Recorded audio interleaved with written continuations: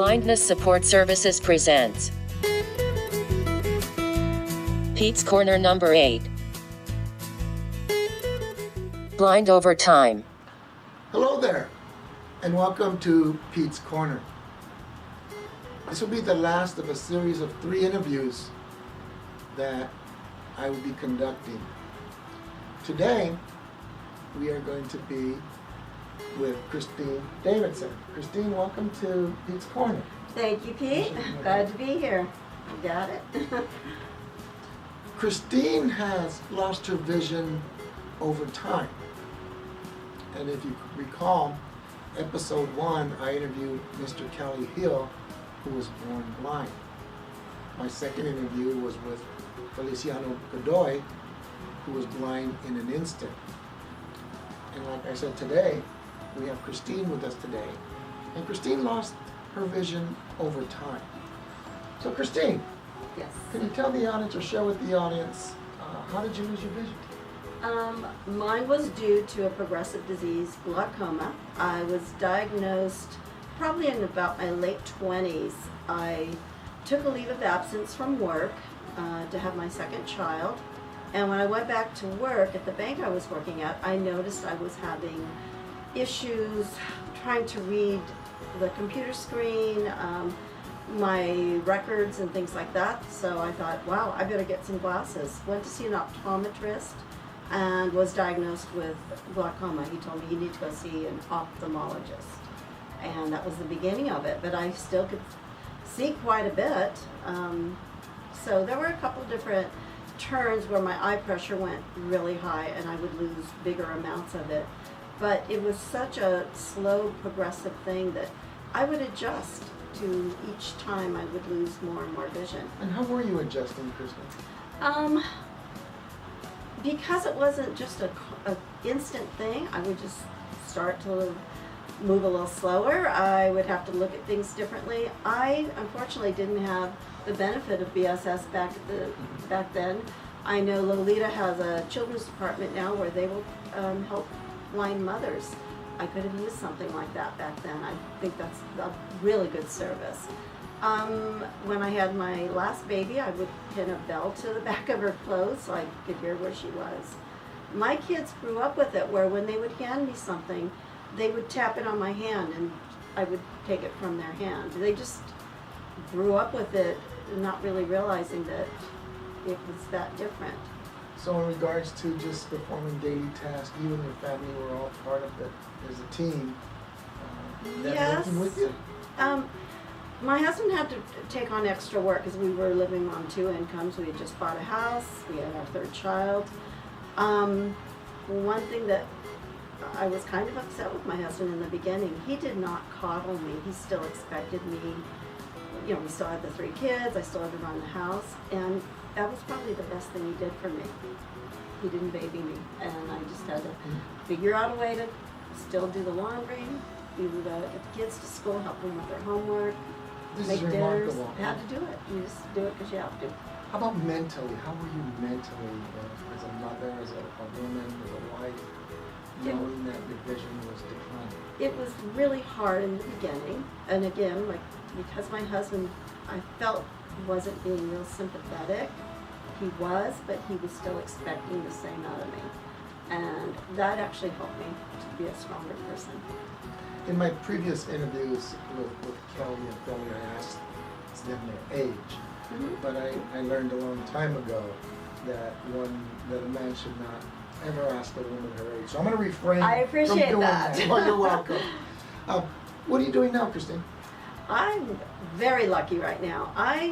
About 3 years ago, my son would come to the house and show me YouTube videos. He said, you should get one of these Apple devices. Look what the blind can do with it. And I would pick up his phone and just see this empty, like a glass screen. And thought, how the heck will I do that? And he said, I'll take you to get an iPhone if you find someone that will train you. And that's how I came to BSS. I came here just to learn how to use an iPhone. And from that, it turned into so much more. They said, why don't you take some Braille courses, independent living courses. We learned very early on that I did not really need the independent living skills so much. And along with the Braille course with Lolita, she asked me to help form a Braille club here. And I jumped on it. I loved it. And from that, Pete has asked me to teach Braille. I have found it to be one of the most rewarding things I've ever done. I went to school to do finance, accounting, banking, and I love doing it. I still love finance, but this is much more rewarding. You mentioned, or you alluded to technology and how that's played an Yes. important role. Tell us, or share with the audience, what do you do with your smartphone? Oh gosh, I do almost everything else but use it as a telephone. I still have a landline in my house. I'm a little old-fashioned there. I read my books on it. I check my emails. I text message, because if I call my kids, I don't always get them. I text them, I get a text right back. I guess that's the way. Yeah, that's amazing, isn't it? Yeah, isn't that something? Right away I can get a return thing from them. I love it, the Blind Square, if I get turned around anywhere. And what is Blind Square? Blind Square will it's like a GPS app. It'll let me know where I am. If the announcements go off on the RTA bus, you can turn that on and then you know where you are at all times. So you utilize fixed route bus transportation? Yes, I do. To go to work? And that, again, is due to your travel training department here. Priscilla worked with me. I'd never taken a public bus. And between her and my dog, she taught me, she went with me as many times as I needed until I felt comfortable getting on a bus and coming here on my own. And I come every day on fixed route to work and go home. You mentioned your dog. You have a guide dog. I have a guide dog, Bronx. He's 4 years old. Mm-hmm. And I probably wouldn't be taking the fixed route without him. He does help me a lot. Yes, I've seen you in action. And I can go much faster than with a cane. I do like that. Yes, I've noticed that as well. Christine, you're aware that we here at Pete's Corner, we talk with a lot of people that cannot see. Correct.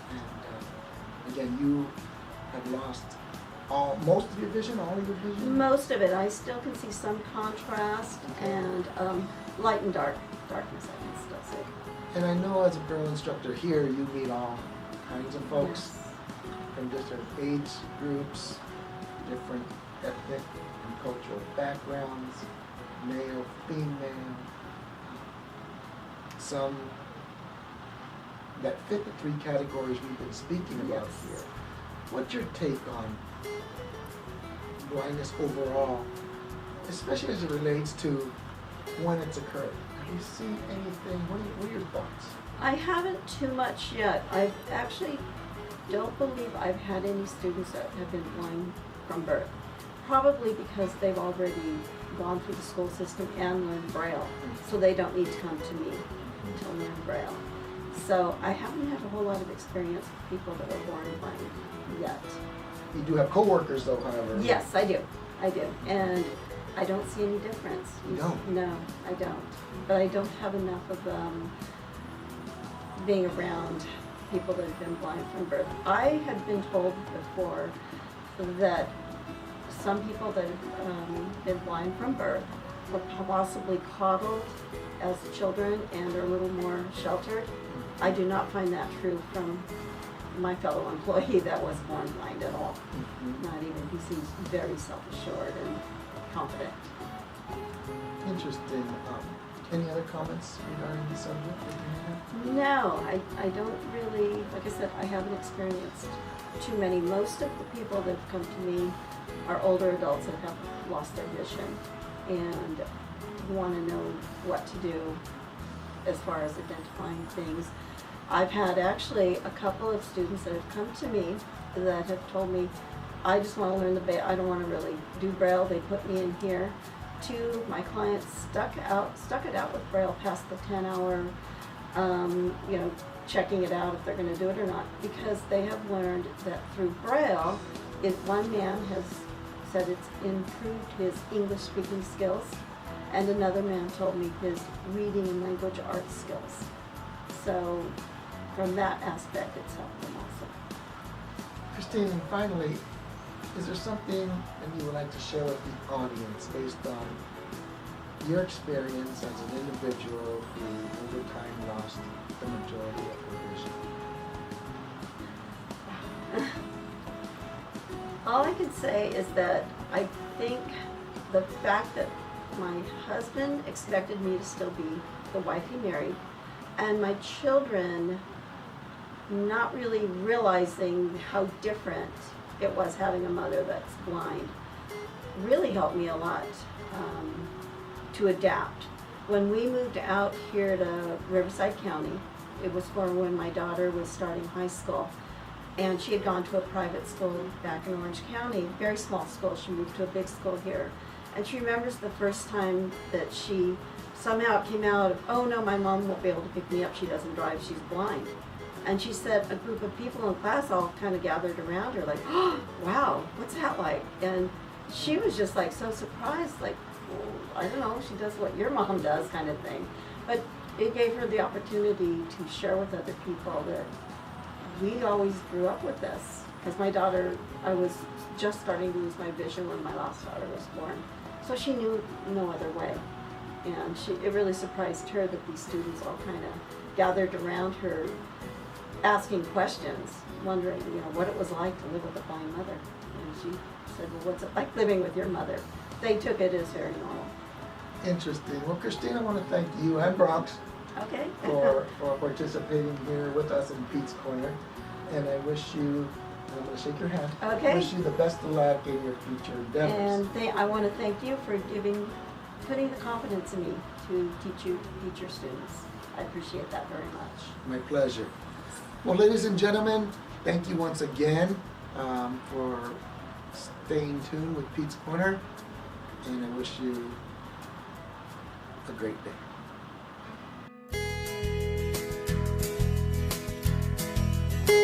Credits: Blindness Support Services presents Pete's Corner number 8, Blind Over Time. Visit us at www.blindnesssupport.com. We are located at 3696 Beatty Drive, Riverside, California 92506. Contact us at 951-341-9244. Thank you for watching.